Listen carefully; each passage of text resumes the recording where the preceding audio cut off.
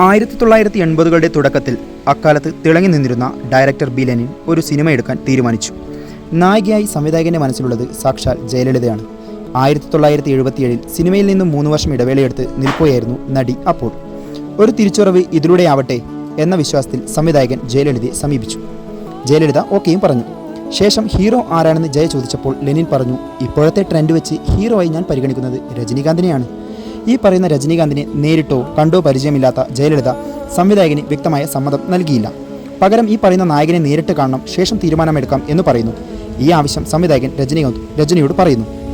സിനിമയിലൊരു തുടക്കക്കാരൻ എന്ന നിലയിൽ രജനി പുരട്ചി തലൈവയുടെ Madras boys garden എന്ന സ്ഥലത്തെ വേദനിലയം എന്ന അത്യാഡംബര വീട്ടിലേക്ക് ചെല്ലുന്നു.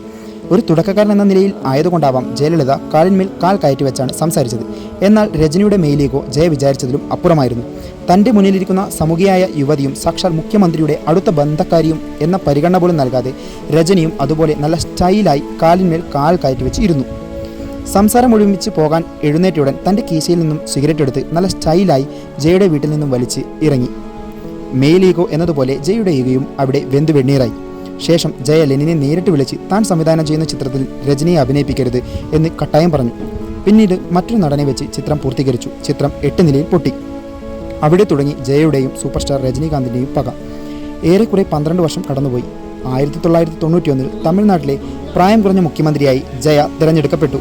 അധികാരം കയ്യിൽ കിട്ടിയ ജയ യുദ്ധം തുടങ്ങും മുമ്പ് സൂപ്പർ സ്റ്റാർ തുടങ്ങി യുദ്ധം. 1992 പി വാസു ഒരു സ്ക്രിപ്റ്റായി രജനിയുടെ അടുത്ത് ചെല്ലുന്നു. പടത്തിൻ്റെ പേര് മന്നൻ. അതിലെ വിജയശാന്തി എന്ന കഥാപാത്രം ലേശം അഹങ്കാരിയുടെ കൂടെയാണെന്ന് കണ്ടപ്പോൾ അതിൽ കുറച്ച് മിനുക്കുപണികൾ ചെയ്ത് പടമിറക്കി. പടം കണ്ടിറങ്ങിയ ജനങ്ങൾ എല്ലാവർക്കും അത് ജയയാണെന്ന് തോന്നി. പടമാണെങ്കിൽ ബ്ലോക്ക് ബസ്റ്ററും. അപ്പോഴേക്കും സംസ്ഥാനത്തിൻ്റെ മുഖ്യമന്ത്രിയായ ജയലളിതയ്ക്ക് ഇതിന് ഓപ്പണായി മറുപടി നൽകാൻ സാധിക്കുന്ന കാര്യം അല്ലായിരുന്നു. പക്ഷേ മനസ്സിൽ കുറിച്ചിട്ട പക അവസരം കിട്ടുമ്പോൾ തീർക്കാം എന്ന് കരുതി ജയ ഓർത്തുവെച്ചു. ഒരു സൂപ്പർ സ്റ്റാറായി വളർന്ന രജനി ജയയുമായുള്ള ബന്ധം വളരെ മോശമായത് 1996 RM വീരപ്പൻ എന്ന AIADMK നേതാവ് ജയ മന്ത്രിസഭയിലെ ഭക്ഷ്യവകുപ്പ് മന്ത്രിയായിരുന്നു. എന്നാൽ വീരപ്പൻ ഒരു രാഷ്ട്രീയക്കാരൻ എന്നതിലുപരി ഒരു സിനിമാ നിർമ്മാതാവും കൂടിയായിരുന്നു. MGR, കമൽ ഹാസൻ, രജനീകാന്ത് തുടങ്ങി ഒരുപാട് സിനിമകൾ നിർമ്മിച്ച ആളായിരുന്നു RM വീരപ്പൻ. രജനി വെച്ച് മറ്റൊരു പടം വീരപ്പൻ തുടങ്ങുന്നു എന്ന കാര്യം ജയയ്ക്ക് ഒട്ടും ഇഷ്ടപ്പെട്ടില്ല. ഒറ്റ കാരണത്താൽ ജയ വീരപ്പനെ ഭക്ഷ്യവകുപ്പിൽ നിന്നും കന്നുകാലി സംരക്ഷണം എന്ന വകുപ്പ് നൽകി തരം താഴ്ത്തി. ശേഷം വീരപ്പൻ 1995 ഭാഷ എന്ന ചിത്രം രജനിയെ വെച്ച് നിർമ്മിച്ചു. ചിത്രം സർവകാല റെക്കോർഡിലേക്ക് കുതിച്ചു. ചിത്രത്തിൻ്റെ വിജയാഘോഷ പരിപാടിയിൽ രജനി RM വീരപ്പനെ സ്റ്റേജിലിരുത്തി ജയ സർക്കാരിനെതിരെ ആഞ്ഞടിച്ചു. ഈ കാരണത്താൽ ജയ വീരപ്പനെ മന്ത്രിസഭയിൽ നിന്ന് തന്നെ പുറത്താക്കുകയും ചെയ്തു.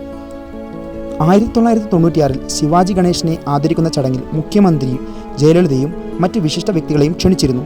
അതിൽ രജനിയും ക്ഷണിക്കപ്പെട്ടിരുന്നു. പരിപാടി തുടങ്ങും മുമ്പ് സ്ഥലത്തെത്തിയ രജനിയെ അകത്തേക്ക് കയറ്റിയില്ല.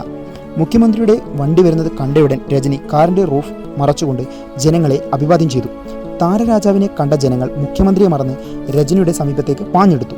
ഇത് മുഖ്യമന്ത്രിയുടെ വാഹനം കടന്നുപോകാൻ വൈകാനും കാരണമായി.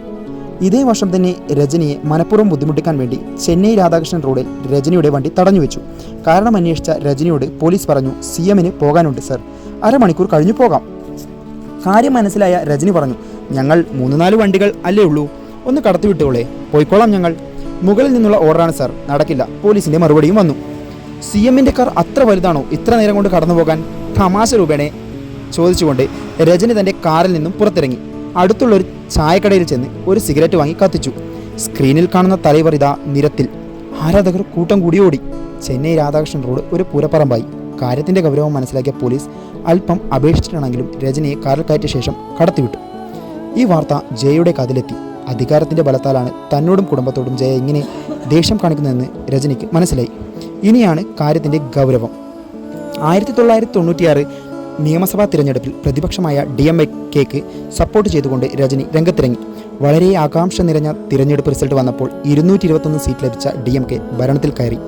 AIADMK വെറും 4 സീറ്റ് നേടി നാണം കെട്ട തോൽവി ഏറ്റുവാങ്ങി. ജയത്തിൻ്റെ ക്രെഡിറ്റ് മുഴുവനും സൂപ്പർ സ്റ്റാർ രജനിക്ക് തന്നെ ലഭിച്ചു. പിന്നീടും ജയയുടെയും രജനിയുടെയും പകയും വർദ്ധിച്ചു വന്നു.